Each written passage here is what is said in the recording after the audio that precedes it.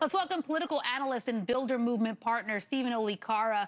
Stephen, the war in Iran remains unpopular. It's been a hard sell from the very beginning. There's a new poll from Marquette University Law School that found 88% of Americans say the U.S. has failed to achieve its goals, and 3 in 4 Americans say that it's not been worth the cost.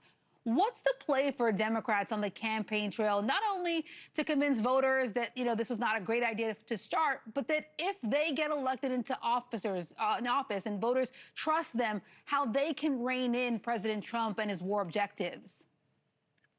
Well, first, thanks for having me. The Democrats' strategy is to focus attention on Iran and the failings of the war, the way it's impacted affordability and inflation issues. However, because of this rise of the DSA, the Democratic Socialists of America, in these primaries across the country on the Democratic side, it's actually shifted focus away from those issues that normally would be a winning strategy for Democrats. So I think as we move into the general election season, it would be smart for Democrats to shine attention on an issue that is frustrating for Americans of all political stripes, which is these endless wars in the Middle East, the way it's costing us financially and in terms of lives, the way it's undermining our geopolitical position, and it's driving up costs in the U.S. So we'll see if they can get back to that focus.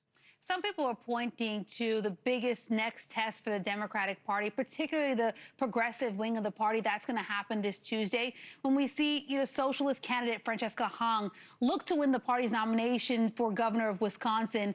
Republicans are reportedly planning to frame their midterm messaging around the idea that there are Democrats moving toward communism and socialism. She's probably going to be an example of that if she gets that nomination.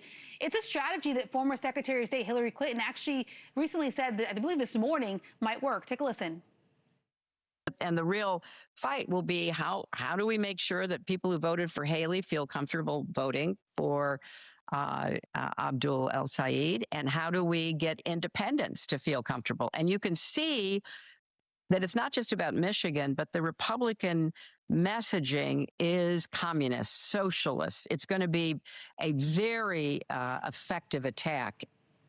Do you agree here? Do you think Republicans can maximize and control this narrative, especially for the fight for independent voters?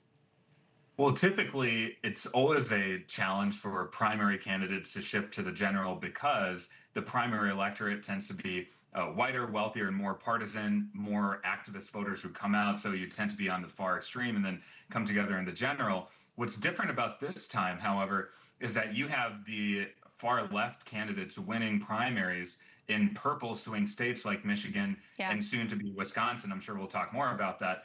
And that's a bigger gap to bridge than normal. I think when you have statements out there like abolishing police, ICE, Senate, even Thanksgiving, that becomes more of a cultural issue than as opposed to just a political one. And it becomes harder for those middle of the road voters to believe that you are sort of one of them and you're focused on the real concerns as opposed to these more theoretical culture war issues. Let's dig into that a little bit more, because despite her lead in the polls, when you look at Francesca in Wisconsin, she hasn't been endorsed by any of the big high-profile progressives. You think of the Bernie Sanders, the AOC, like we saw with El Sayed. And Hong is seen as more of this polarizing candidate. To your point, she has these far-left policies that she's been trying to walk back over the last couple of weeks on, things like Medicare for all, abolish ICE, even her statement calling to cancel Thanksgiving. She tried to say that was just a joke that she put on social media. If she cannot secure these endorsements from the likes of the Senator Bernie Sanders or AOC, who Senator Bernie Sanders, by the way, says he's focusing more on congressional races, do you think she has a chance, maybe in the primary, but not in that general election? Well, for the endorsements from Bernie Sanders and the others, AOC, not important at this point. Francesca Hong, who I've known for many years in my days in Wisconsin politics, she has pulled off basically an upset. I mean, we'll see the actual results on Tuesday, but she's far and away the polling leader. And the governor's endorsed candidate, David Crowley, who's the Milwaukee County executive, he's pushing he may come closer than people realize, but Francesca Hong has won an impressive campaign and will likely complete her upset on Tuesday. And she's found some issues like the AI data centers issue that really has bolstered her core support. And so she has likely done everything she needs to do to win this primary. So that's why already the focus is going to the general election.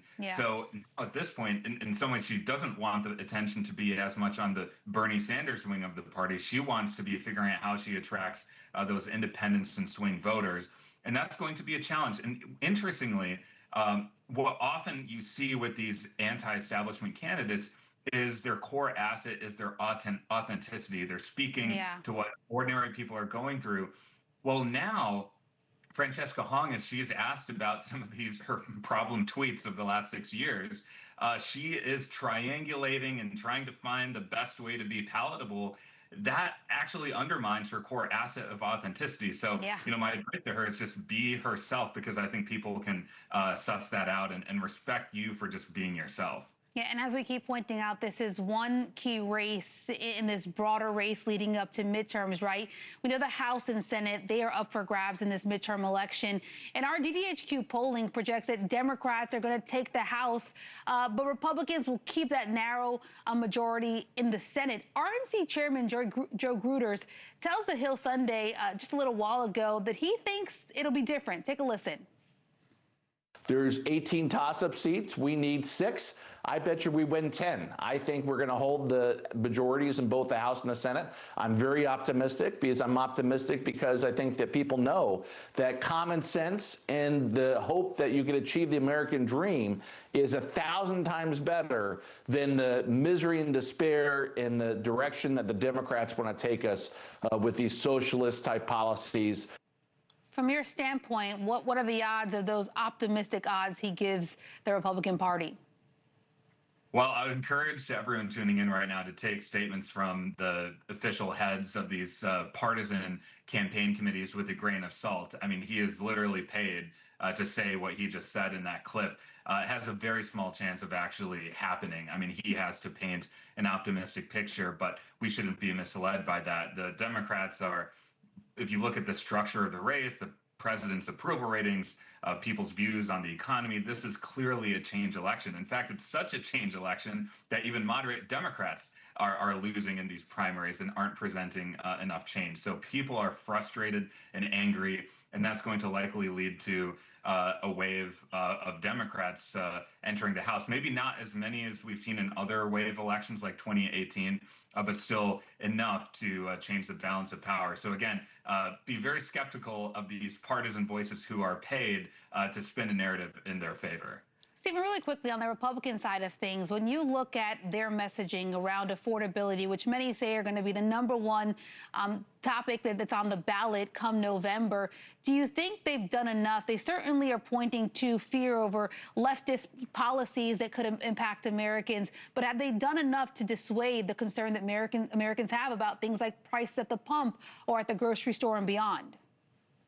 No, I think prices don't lie. They are affecting people on a daily basis, and that leads to voters saying, okay, the status quo is not good. What's my alternative? Unfortunately, we live in a two-party system in America, so if you don't like one lever, you have to pull on the other lever. And so that's what's leading to the sentiment towards supporting Democrats. Now, Democrats have to make sure they don't come across as too weird for the average voter. And that's why I think you'll see Republicans actually try to distract and move away from the economic messaging because they know that's actually a tough ground for them to win on. Instead, they're going to say these socialists on the left are crazy, weird, they want to cancel Thanksgiving. We're going to hear that point constantly for the next 3 months and try and get people to say, you know what, I just feel more comfortable with the person I'm more used to seeing. But at the same time, change is in the air, and that's going to ultimately drive the politics this fall. The messaging on each side is becoming clearer and clearer as we head to November, and it'll be which one voters believe in the most. Political analyst and Builder Movement partner Stephen Olikara, always appreciate your time. Thank you. Of course. And don't miss this because